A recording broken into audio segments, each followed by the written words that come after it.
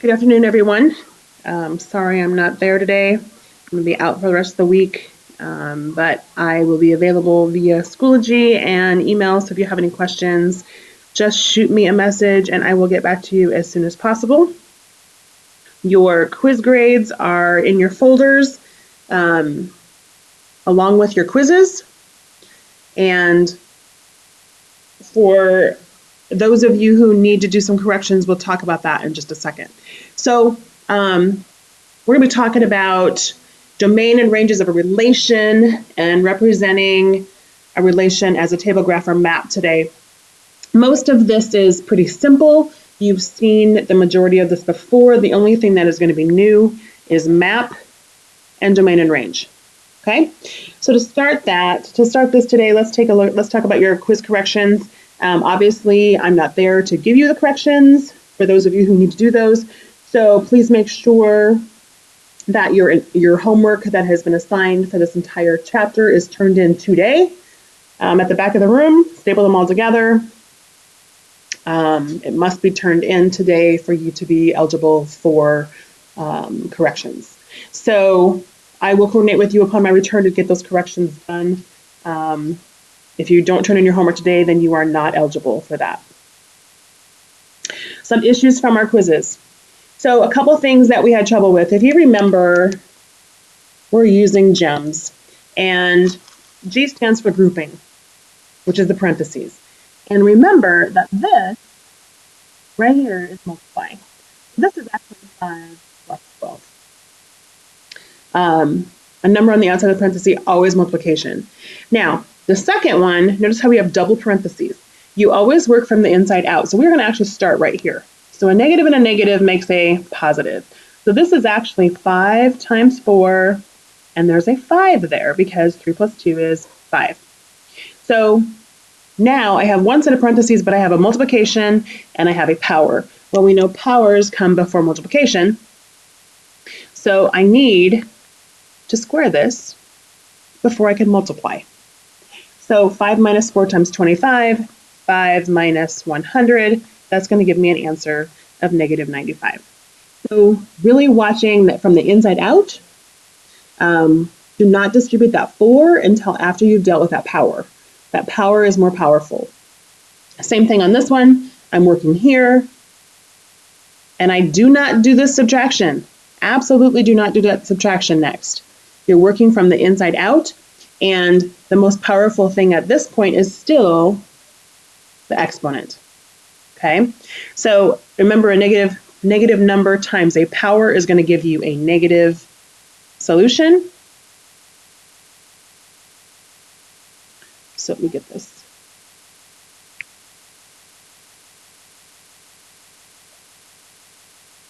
Negative 4 to the third power is going to give me a negative 64. From there, I need to multiply. I do not do 4 minus 2. Okay, I do not do 4 minus 2. That is a pretty common mistake that we made. We always multiply before we add and subtract. Okay, now the last thing I want to quickly talk about is substitution and powers. So we know that when we substitute, we always put parentheses where the numbers are. So the negative 3 is going to go into the A, and the B is going to be a 2. Well, here's the issue, right here. Remember how we talked about how your calculator is not very smart, and it's only as smart as you put it in. It's going to do exactly what you tell it to do. So if you put in the calculator this, you're going to get a negative 9. Now, we know that is not true. A negative 3 times a negative 3 should be a positive 9. So this is not correct. We need to make sure that in our calculators, anytime we are doing a power, we use parentheses. So a lot of us made this mistake where we didn't remember to watch those signs, and we ended up missing that problem. Okay, so as we start out today, let's talk about how many different solutions equations can have. So we know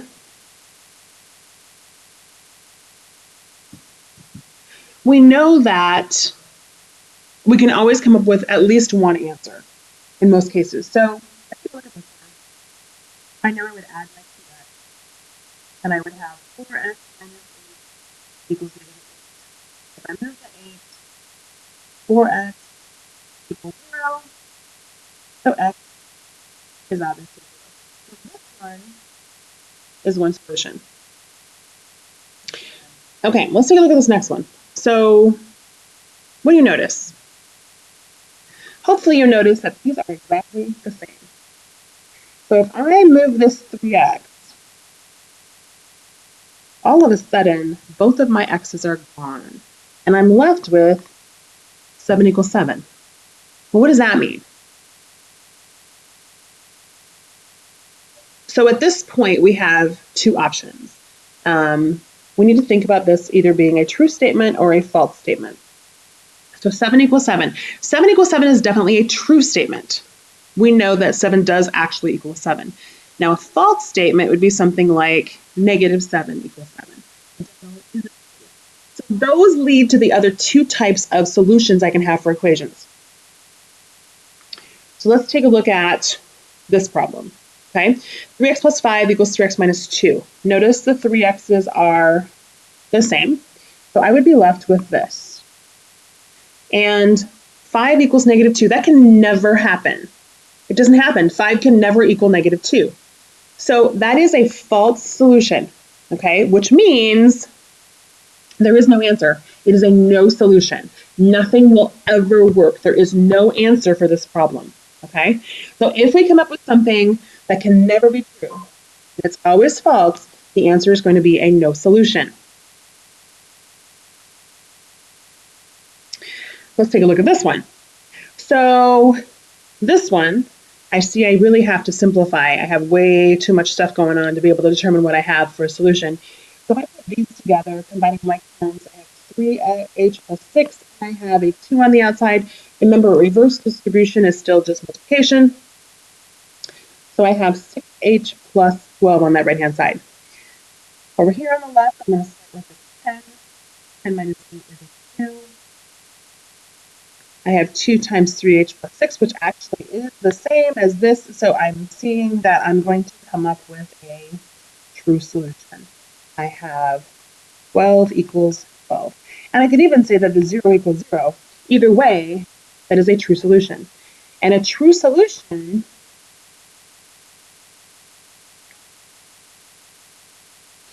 means infinitely many, okay? Or all real numbers. Any number that I put into this problem is going to work. Okay, if I put in a negative 1, next for the h, I would have negative 6 plus 12 equals negative 6 plus 12. If any number I work is going to put in, if I put in 0, I'm going to come up with 12 equals 12. If I put in 2, I'm going to come up with 24 equals 24. It is going to work for every single number around. And that is another special case. So remember, when you're solving equations, you can have the all real number solution. And the symbol we use for that, or infinitely many, is the double-legged R, okay? Or infinitely many. Those are always true. So take a minute and let's pause at this point and take a minute to write down what you need to write down so you remember there are 3 types of solutions to equations. One solution, that means you actually get an answer. No solutions, which means it's a false statement like 5 equals negative 10. Or it's a true solution, which means everything works and the solution is infinitely many. So pause here. Okay, so let's just quickly review. I'm sure that this looks very familiar. There is no issues with graphing. Remember that when you are graphing ordered pairs, they are x, y, and x is the right-left movement, and y is the up-down movement. So if I am going to graph 2, 3, that means I'm going to go right 2 and up 3. So that first one is going to lie in quadrant 1. Negative 3, negative 2, again, this is my x motion. So I'm going to go negative 3, and I'm going to go down 2. That one is in quadrant 3. If you do not remember that quadrant 1, 2, 3, 4 run counterclockwise, make sure that you write that down. We're going to pause here so that you can take notes on what you need to with the coordinate system.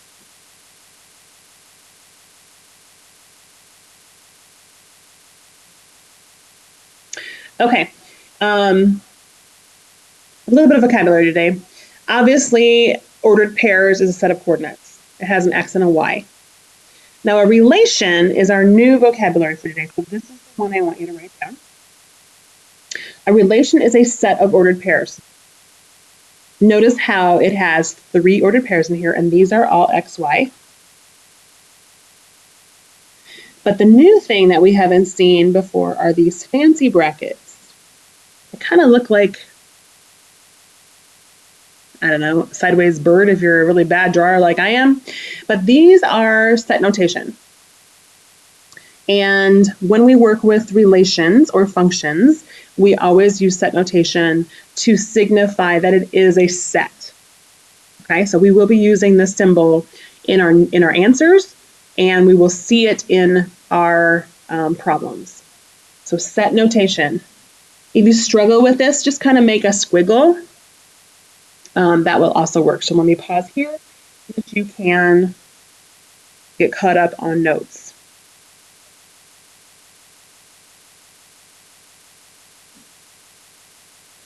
Okay, so let's just do eyes up for a little bit. And let's talk about what a relation is. So a relation is a set of ordered pairs. And a set of ordered pairs can be listed, can be drawn or modeled 3 different ways. Obviously, it can be modeled in a table with an x and a y. And notice that it's 1 to these, so 1 to my x's on the left-hand side, my y's on the other side. So I just took my relation and I wrote it into a table. It's not a big deal. I also know how to graph. Graphing is simple. We can take each of those ordered pairs and we can plot them on a graph. Okay, so these 2 are the 2 that are familiar to us. This one is the one that is new. So a map is made up of 2 circles. And in the circle, the left-hand side are my x's and the y's are the right-hand side. So the x's all go on the left, the y's all go on the right. If I wanted to pull my ordered pairs from here, the lines kind of tell me what numbers go together. So for example, 1, 2 is an ordered pair, and 3, 2 is an ordered pair. 5, 7 is an ordered pair, and 9, 8 is an ordered pair. Okay?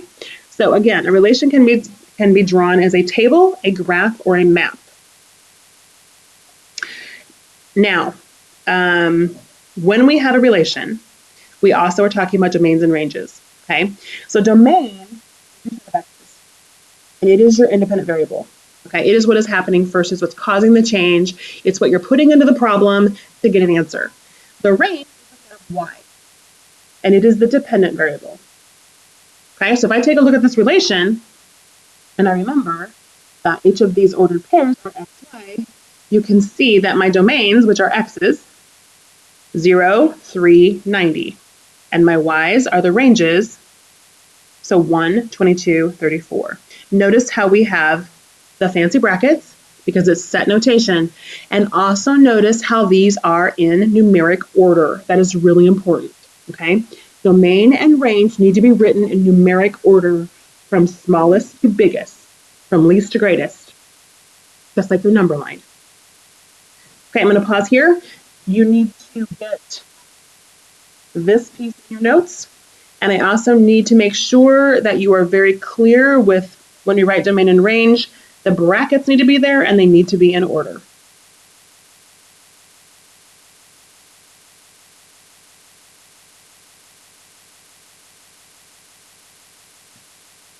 All right, so let's take a minute and I want you to do this one in your notes. I'm going to pause and I want you to build a table, use the sticky note to make the graph, stick that in your notes, and go ahead and do your map, and then I'll talk you through it as then we come up with our domain and range. So pause here, use your sticky note, and we'll restart again when you're just about done.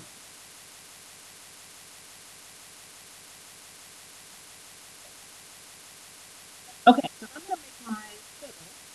I'm starting out with 5, -1, and -3, 4. Those are my 3 points. I know that These are my x's, and these are my y's. So 3, 2, that's going to be plotted here. And 5, -1 is here, and -3, 4 is going to run there. So I should have a graph that kind of looks like that. So when I'm putting them in my map, the order doesn't matter of the numbers. All that matters is that I write them in there. Okay, now when you build a map, there's no duplicates. Okay, so you don't write any duplicate numbers. If there happen to be 2 3s, I wouldn't write them. I just would write the numbers once. So that's important. And then I'm going to draw the lines from the numbers so that they match to where they need to go. And again, if you think about our domain and range, domain is our x's. So if I take a look at my x's, the number that really should go first is at -3. So I have a -3. Then I know my 3 comes next, and then my 5. My y's, my -1 would go first, then my 2, then my 4. So you don't want to pull ordered pairs from the domain and range because order matters there, but ordered pairs can be pulled from the map, the table, or the graph. Those are your easiest ways. Hopefully that makes sense. You're going to be doing some of this on your homework today, so make sure that you've grabbed enough sticky notes or graph paper to be able to do your homework. Okay, let's talk through this one. Ordered pairs.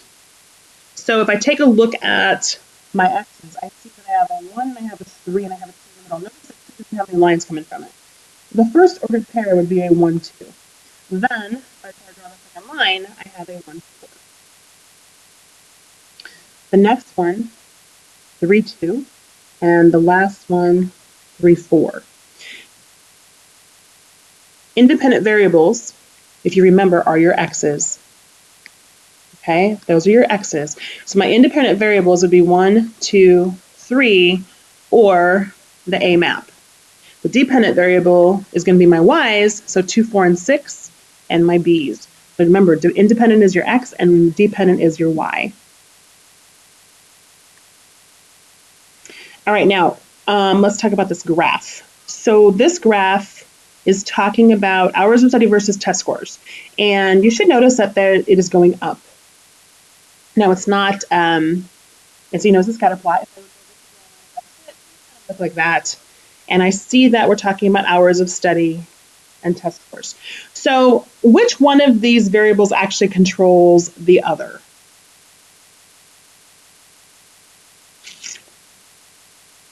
Obviously, my test scores don't control my hours of study. It's my hours of study controlling my test scores. So this one is the most powerful. Okay, that one is the most powerful. And that happens to be my x. Okay, independent variable, that is your x. So hours of study is my independent variable. The result of my hours of study is what my test score is. And remember, that is my y. Okay? Remember that if you think about the word independent, independent means strong. Okay? If you think about an independent person, they're able to do things on their own. They're able to make decisions and move forward. Now we're looking at two different things here, okay? If I was to press down here, think about this being my y-axis versus my x-axis. If I press here with my hand, is this very strong? Could you move my arm if this was my arm sitting on a table? Chances are, yes. This is a very weak situation, okay? There's nothing to hold my arm up. But if you were to press down on this, my arm's not gonna move, okay? This is the independent. Independent is your strong. Dependent is your weak, okay? So remember, independent is always your x variable, so it's going to be the bottom of the graph, and it is what happens first. The hours of study impacts my test scores. All right, let's take a look at this next one. We've got car wash, and we've got numbers of cars, and money. So we're obviously washing a car, trying try to make money. Because someone take a minute and think about what general statement you could make about this graph. Hopefully you thought about a statement such as, the more cars I wash, the more money I make. That would be a true statement, okay? Or for every car I wash, I make more money. So something along that line. So the number of cars is going to be your independent variable, and the revenue is your dependent variable. The result is how much money you're going to make.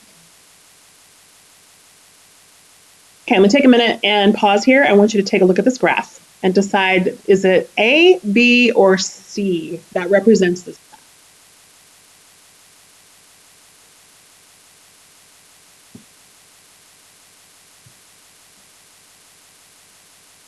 Okay, so when you're looking at this graph, we see we have time and distance.